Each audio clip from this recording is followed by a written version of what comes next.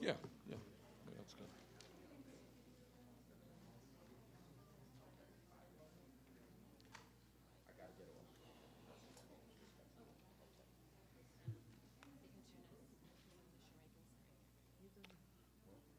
Okay,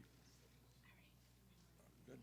All right. Thank you all very much for coming to a discussion of what I think is one of the major issues facing our country. If we can close the door there, that would be great. I think most people are aware that for the last 40 years, the middle class of our country has been in decline. That in Vermont and all over this country, we have people working 2 or 3 jobs. We have people working 50, 60, 70 hours a week just to put food on the table, just to make sure that their families can live with a modicum of dignity. And the reason for all of that is that wages in the United States of America are just too low. And the time is long overdue for us to raise the minimum wage, which is now at the federal level $7.25 an hour, which I think under any definition is a starvation wage. We have got to raise the minimum wage to a living wage, and what we are here today to say is that living wage is $15 an hour.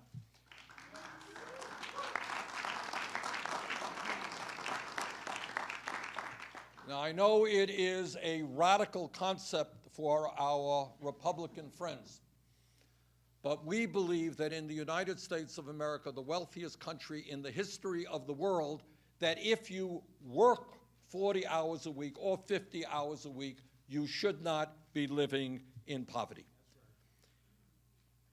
It must be a wage that people can live in dignity with. It has been 10 years since Congress passed legislation to raise the minimum wage. Since 1968, the minimum wage has lost more than 25% of its purchasing power as millions of Americans work longer hours for lower wages. Their wages are not keeping up with inflation. After adjusting for inflation, the minimum wage today is worth less than it was 50 years ago. So if you want to know why people all over this country are angry, why they're bitter, why they are disenchanted with the government, the truth is they are asking why it is the people on top are doing fantastically well, and yet their standard of living is going down. The erosion of the federal minimum wage is a major reason why more than 43 million Americans are living in poverty. Health care costs are going up, child care costs are going up, college costs are going up, housing costs are going up, but wages for millions of workers are not going up. So here we are today to say to the working people of this country, we know you can't make it on $8 an hour, $10 an hour. We say to the single mothers all over this country who are working desperately to protect their kids, we know you're not making it on $12 an hour. Our job in the wealthiest country in the history of the world is to make sure that every worker at least has a modest and decent standard of living. So today we're here to say, let's raise this minimum wage to $15 an hour. And now I should also tell you that right here in the Senate, we now have 31 sponsors in the House under the leadership of Bobby Scott and Keith Ellison. They have, and Nancy Pelosi, of course, we have 150, I think, co-sponsors. That's fantastic. Representative Bobby Scott. Thank you. Thank you, Bernie, for your very kind introduction, and I'm proud to stand here today with my colleagues to support the Raise the Wage Act. I'd particularly like to thank the Congressional Progressive Caucus, led by Keith Ellison, Rivalda, and Pocan, for their partnership in this issue. This legislation will raise the minimum wage to $15 an hour by 2024. And I'm glad that we had 150 sponsors a few minutes ago. Now we're up to 152. All right. So it's growing. Our legislation provides important contrast between the Democratic agenda for working families and the agenda promoted by President Trump and congressional Republicans. President Trump and the Republicans have used the 115th Congress and the beginning of the Trump administration to roll back safety and health protections for workers. They're attempting to take health care insurance away from 23 million Americans. They're undermining civil rights enforcement and promoting legislation that would deny workers their hard-earned overtime pay. This week's budget is a reflection of those priorities. But you can count on Democrats to continue to vigorously defend working families each and every day against these attacks.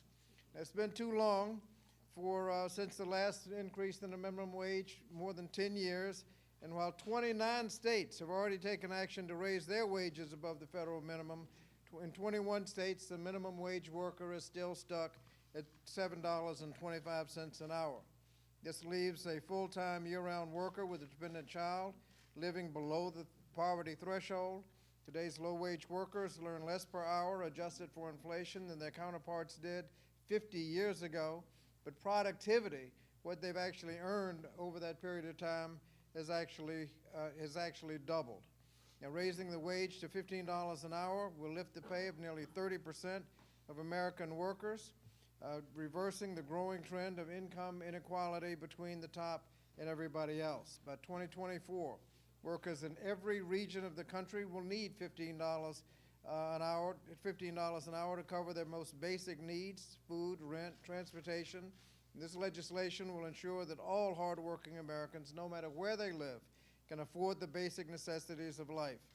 This bill will gradually phase out the temp minimum wage so that restaurant workers no longer have to rely on the generosity of their customers to pay their rent. Once the minimum wage reaches 15, the bill has future increases adjusted for inflation. This ensures that the minimum wage will never again fall woefully out of date. By passing the Raise the Wage Act, we will ensure that no one who works hard and plays by the rules will have to live in poverty. Passing the Raise the Wage Act is the right thing to do. It's long overdue, and we're going to get it done this year. Thank you very much.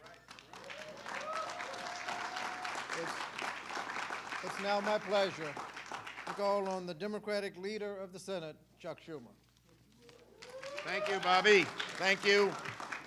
It's great to be here. I want to thank my colleagues, Senators Sanders and Murray, for the great work they did in introducing this bill, and of course, Senators Ellison and Scott for the job they did on the House side, and all of my colleagues who were here as well, and of course, my comrade in arms, Leader Pelosi. Now, to all the workers here, we will never stop fighting for you.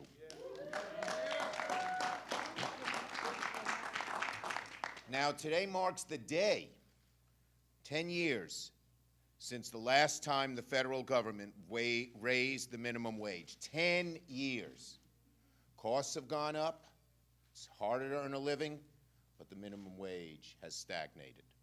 President Bush signed into law on May 25th, 2007, legislation increasing the minimum wage to $5.85 and then subsequently to $7.25.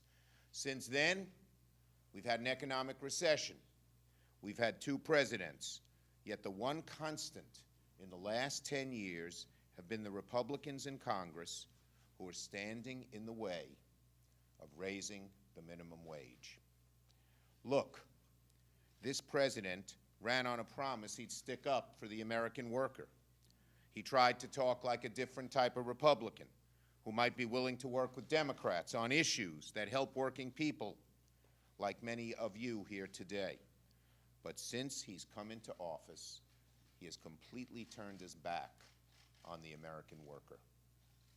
Democrats have been working to put together a bold, sharp-edged economic agenda, and this bill, we are proud to say, will be a part of our agenda that is spoken about and lobbied for and pushed for from one end of the country to the other.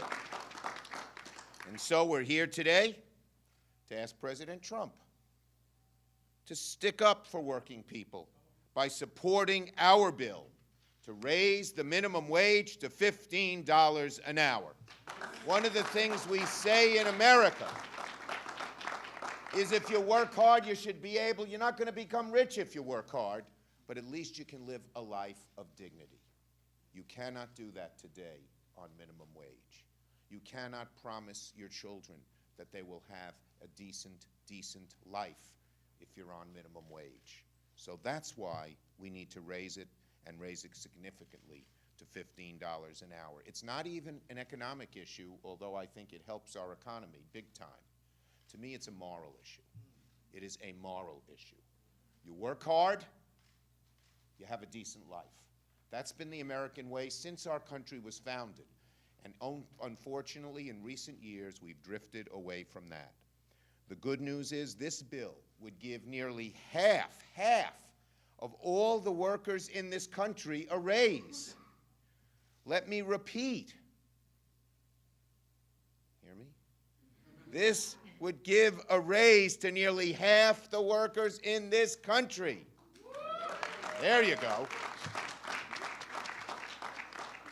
It's shameful that as we speak, Republicans are debating amongst themselves about how many people they should strip away their health care and how much of a massive tax cut they should give to the uber wealthy. So we Democrats, we're not going to nibble around the edges. We're going to go right for it. We're going to push and fight for bold legislation that will truly make American lives better. We're going to speak directly to our constituents and make the case for this bill, because this bill will actually make people's lives better. Now it's my honor to turn the podium over to Brittany Butler. She's a member of the Union Station Workers Council, to tell her story.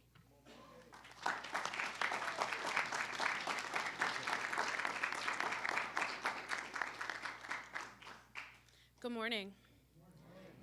My name is Brittany Butler, and I work right down the street at Union Station. Like many other workers across the country, I've joined up with Good Jobs Nation to fight for $15 an hour in a union. You would think that workers in federal buildings like me earn living wages and enjoy the benefits like health care, paid leave, and retirement savings, but we don't. It's definitely not the case. We're struggling. In fact, the federal government is the leading low-wage job creator in America. Over 2 million workers like myself do not work on behalf of the federal government directly, but we work through contracts, loans, and leases, and we earn poverty wages. A $15 minimum wage can help workers like me a lot. I did the right thing. I went to college, I got an education, and I'm trying to make ends meet and pay my bills. But my student loan debt is constantly increasing, and with thousands and thousands of dollars in student loan debt, I can't repay back that debt with the wages I'm making now. A higher minimum wage can help me provide for myself and my family and start paying back those student loan debts. We work hard and we deserve a living wage, not a wage that guarantees workers a need to rely on public assistance and a handout, but we want a living wage so that we can provide for ourselves. Until now, Republicans in Congress have refused to raise our wages for all workers.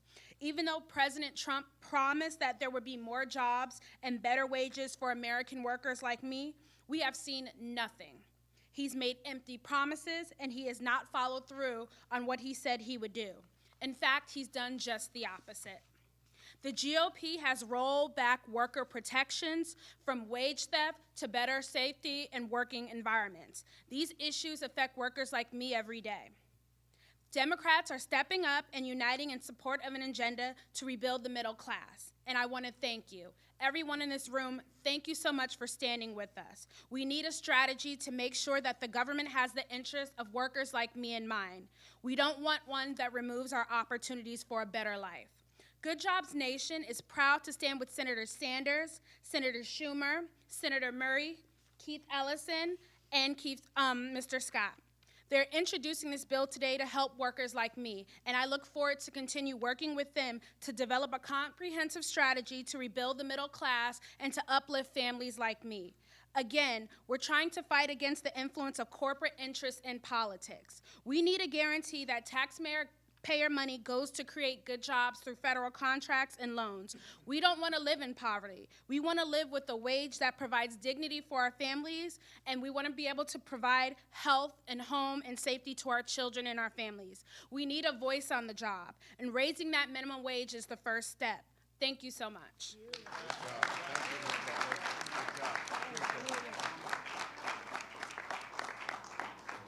Thank you, Brittany, for bringing your testimony to bear on this important subject. And as indicated by what Brittany had to say, this is a very important issue for women workers in our country. Nearly 2/3 of those who make the minimum wage are women.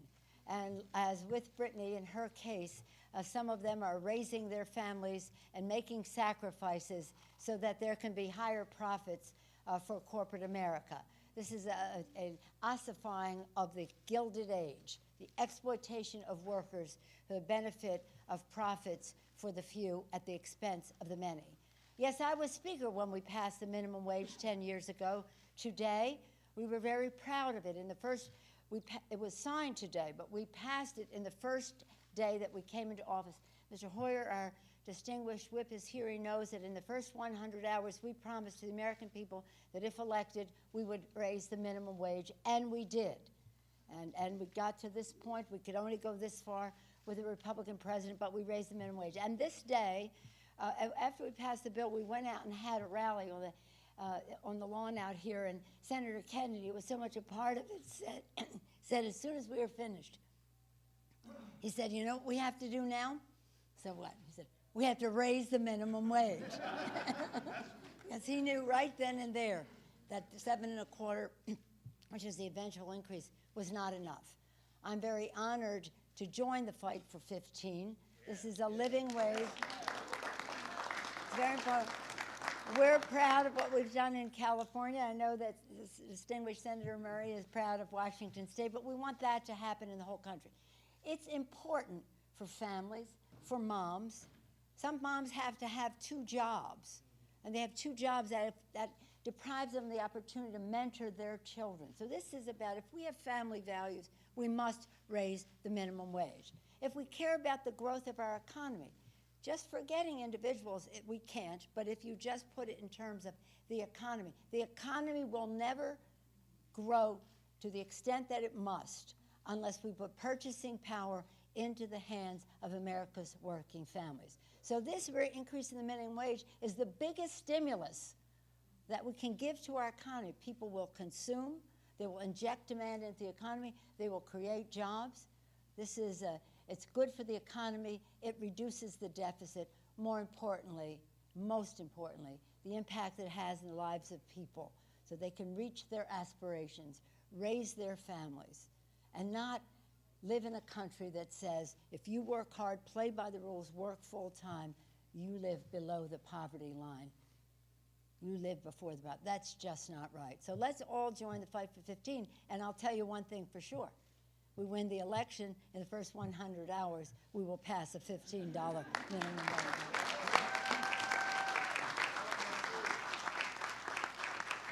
We'd rather have it now. We'd rather win on the issue than worry about the election. A champion on so many of these issues, the great senator from Washington State, Patty Murray. Thank you so much. Thank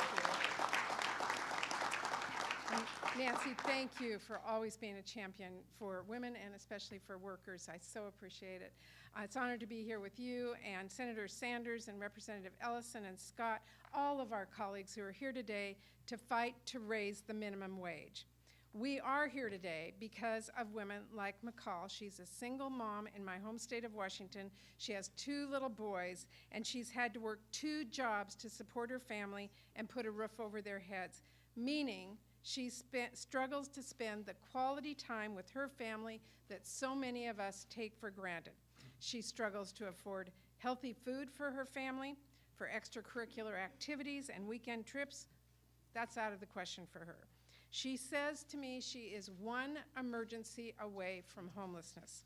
And no matter how hard she works, she says she cannot afford to plan for tomorrow. The strong steps that we have now taken in Washington State recently to raise the minimum wage will help women like Mikal to support her family and become economically secure. But her story is one of so many. There are millions of women and men across the country who are unable to support their families earning the current minimum wage. Now, President Trump made a lot of promises to workers on the campaign trail, but instead of fighting for workers and bringing good-paying jobs back to communities, he has spent his first few months in office undermining the protections that our workers rely on and putting forward policies that make it harder for families to become economically secure. That is simply the wrong direction for our country. Providing workers, and particularly millions of women who are supporting their families, with economic security is the first of many steps to fight back against President Trump's anti-worker, anti-woman vision for our country. So I'm very proud to be here today with all of our colleagues to introduce the Raise the Wage Act today to gradually raise the minimum wage in our country to $15 an hour. Under this bill, 23 million women in our country will get a raise, including 43% of black working women and 38% of Hispanic working women.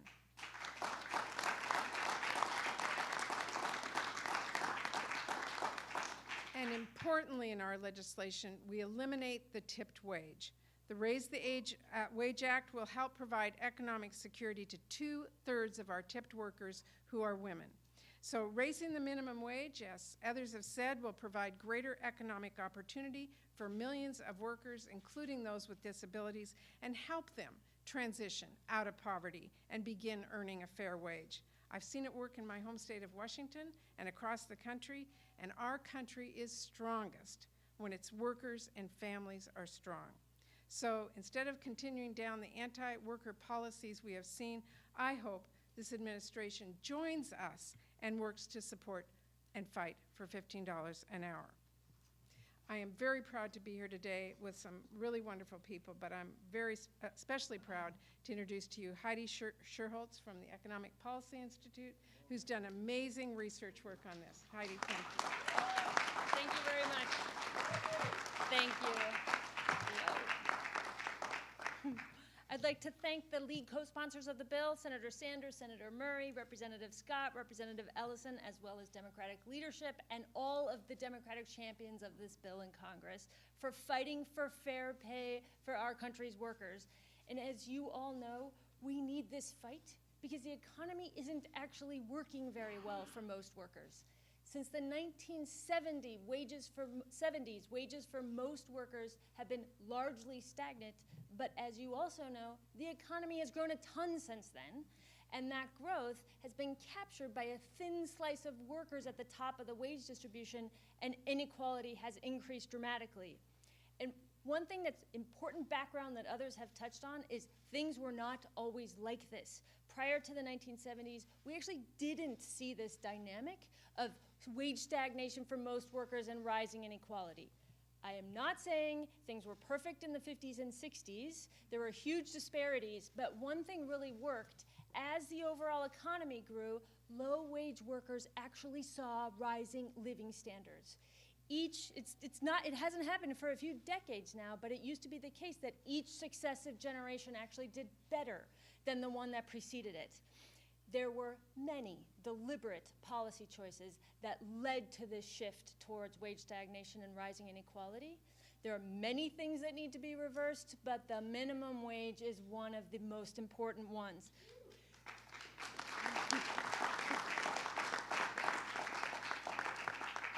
The real value of the minimum wage is 25% below where it was in real terms in the late 60s, but productivity has grown a ton since then. We can afford to pay minimum wage workers more than what their counterparts earned a half century ago.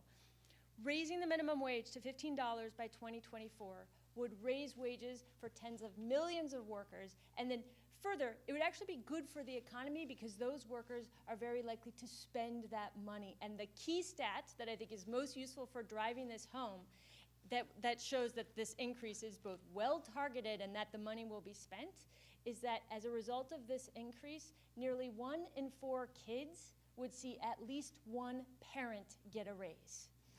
This bill is good for the economy. It will help generate a stronger, fairer economy. It's very smart economic policy, and I'm delighted to be a part of the introduction.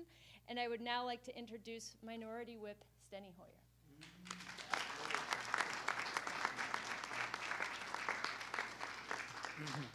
Heidi, thank you very much. I heard you give those statistics, and it is not exactly the statistics I had in mind. Because I think, Heidi, in 1968, the minimum wage was 52% what it is today, 52% higher than it is today. In other words, said in another way, what if you told a worker 50 years ago, 1968, you stay working and your purchasing power will reduce 52% over the next 50 years.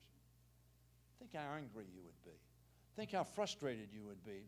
Think of the anxiety that you would have. I introduced an increase in the minimum wage in 2006 in the labor health bill. It was adopted in committee, much to the surprise of our Republican friends, but we got enough Republicans, we were in the minority, to pass that. It was in the labor health bill. The labor health bill was never brought to the floor that year because they were afraid it would pass on the floor. We need to pass this bill. Senator, thank you for leading. Senator Murray, thank you for leading this. Senator Scott and Ellison. I thought maybe they'd left our house. I didn't know what had happened there, but let me say that Bobby Scott and Keith Ellison have been two of the strongest advocates, indefatigable, always focused on making sure that we pay people to work, not do as the Soviets did, expect people to work and pretend to pay them, but to pay them. To pay them a wage that in a free market they could support their children. Don Norquist was just pointing out that the minimum wage now, if you work the minimum wage now, under the Republican Affordable Health, not affordable, they struck affordable, American Health Care Act, you'd have to work all year just to pay for your health insurance. Think of that. We need to pass this bill. We ought to pass it this Congress. We're certainly going to press that it be passed now. In the most robust economic recovery in our history, we've created millions of jobs and brought our economy back from recession. But the minimum wage has remained the same. Wages have not risen to keep pace. Americans are working 2, 3 jobs just to make ends meet. You talked a lot about that. The federal minimum wage hasn't been raised in 8 years, and help ensure those who work full-time can make it in America. I have an agenda that I call Make It in America. Making it in America means that if you work hard and play by the rules, as Bill Clinton said and Nancy Pelosi just repeated, that you will be able to support yourself and your family. In addition to raising the federal minimum wage to $15 an hour, our bill would phase out Section 14C of the Fair Labor Standards Act. That provision, which is helpful in bringing people with disabilities into the workplace at a time when employers were inclined not to hire them, is in need of change. John, you know that.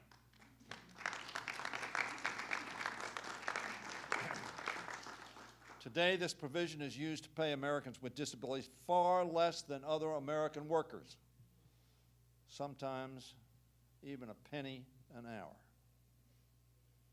That's not right. That's not moral. That's not the American way.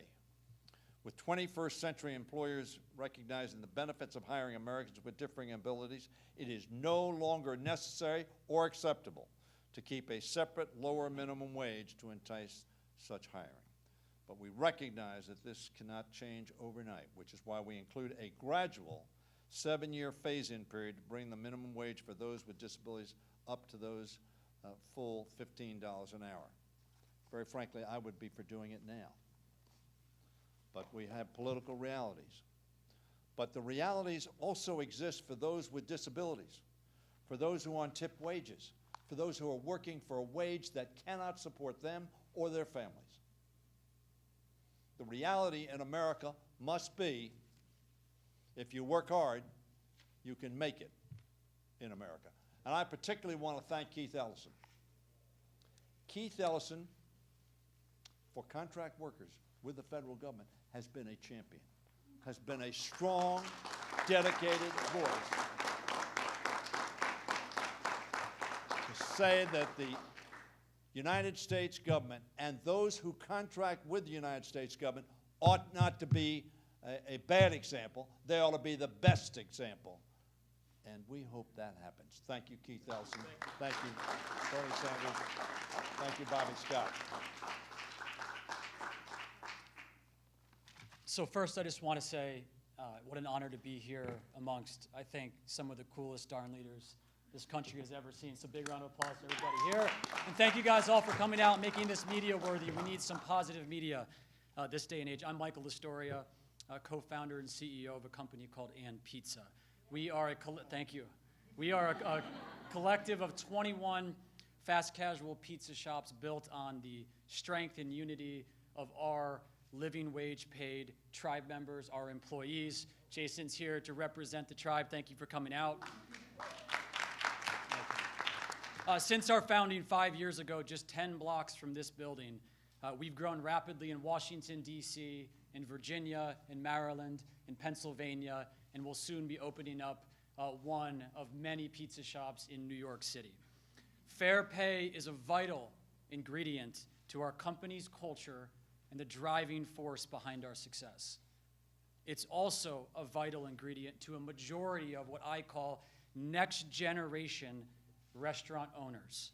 The restaurant industry employs 10% of America's workforce, and despite what many of the larger chains believe, the change is coming, and I'm representative of that change. It started with food quality and sustainability, and it will end with fair wage. It's a simple but critical concept. Allow your staff to thrive and your company thrive. And that's why we support raising the federal minimum wage to $15 by 2024, sooner if you all rally behind me, and actively partner with organizations like Business for a Fair Minimum Wage. I see you there. Thank you for coming out. And the Fight for 15 movement. Consumers are smart and getting smarter. They have access to information they've never had before. Every purchasing decision now is seen as a statement of self, like the clothing we wear and the music that we listen to, which makes conversation around fair wage more important now than ever. Dollars are shifting to businesses that are there to serve the community and its people, not the other way around. And when you are for the people, I can tell you the people are for you. Our 150% year-over-year growth, best-in-class profitability proves our philosophy is both good for our people and good for our shareholders. Our symbol in ampersand, why And Pizza? Because that symbol stands for unity, inclusion, and connectedness. We stand together as one tribe. We pay a living wage. We listen. We respect, and we are better for it. It's time for business owners and government to do the same. When we raise the wage, we raise up our cities, and we raise up our entire country. Thank you.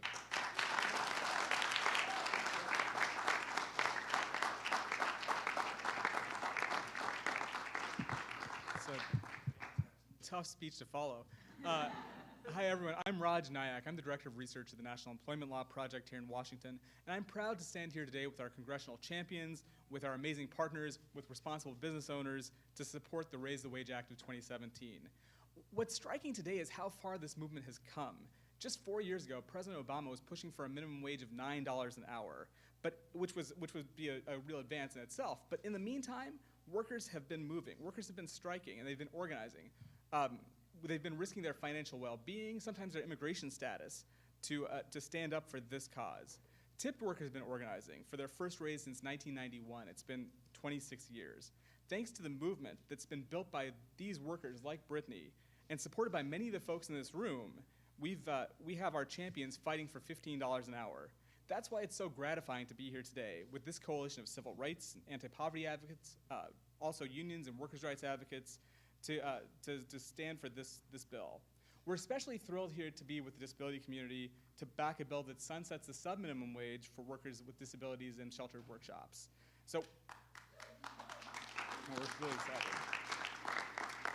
We're grateful to our congressional champions for going out with this bold and aggressive bill, and one that reflects our values and what our nation's families really deserve. And with that, I'm really honored to get the chance to introduce one of my heroes, Congressman Keith Ellison. Well, I'm not coming up here by myself. I got to have my buddies Tulsi Gabbard and Don Norcross. Let's come up here with me, guys. These are House members, and let me just tell you, hats off and nothing but love to Bernie Sanders, everybody. I want to say America needs a wage, but I remember, and Bernie does too, when we were out there with you, when you were leading the way years ago, right, in front of the Reagan building, in front of the Union Station, out there, Bernie, I think we were together right out there in front of the Air and Space Museum, and we went all over the country with you together, and when you were out there in the beginning, Paco, Fabian, what'd they say about $15 an hour? Ain't gonna happen. Now you got Pelosi and Schumer, you know, you got Sanders and Scott, you got the leadership of the Democratic caucus on both sides, both houses, hand in hand, together, saying we got to have $15 an hour. And I just want to say, hats off to the workers who led the way. Hats off to the business owners who believe in a high road business model, not a business model that says slam the workers, slam the ingredients on the food, slam everything down and then just jack up the profit high as you can and don't care about the consequences. You guys in the business community who believe that you can do well and do good at the same time, big thumbs up to you. We need you. We're partners. So we are going to pass this. We're going to pass it, but teamwork makes the dream work, right? So you gotta listen to my pals for a second too. All right, get on up there. Thank you, Keith, Senator Sanders, Congressman Scott, Senator Murray, all of the leaders who have represented and championed this issue for so long. Proud to be here among you as we stand together in this fight for 15. It's important to remember, as we invite our Republican colleagues to join us as co-sponsors of this bill and get this legislation passed, that this is not a partisan issue. This is an issue about people. And every single one of us represents constituencies all across the country where people are struggling, working more than one job, living in poverty, trying to put food on the table. This is an issue that has stagnated for far too long. It is our responsibility and our opportunity to do the right thing, to do the moral thing for people all across this country. I'm proud to be here and stand with my colleagues in this and look forward to seeing this legislation pass. Thank you, Gabby. First of all, thank you to everybody assembled up here. I stand before you many, many years ago as a single dad making minimum wage. And that's when minimum wage meant a little bit more. Every one of us who has the honor of serving in this great institution does pretty damn well. We got health insurance, we got a pension. It's remarkable to me, there are those that forget that, what it's like to struggle each and every day. You heard stories before you of those who just trying to make it in America who can't. This is absolutely something as a nation to be shameful of, on how little they're treating those who have the least. So I stand with my colleagues here today, which started as a pebble rolling down the hill, which is becoming a rock, and now it's a boulder. Let's go on, let's pass this $15 an hour wage.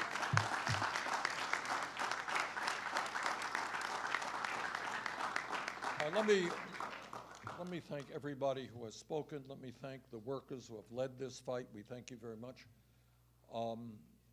Any questions from the media on this? Okay. All right, on to victory. Let's do it. Thank you. There you go, Bernie.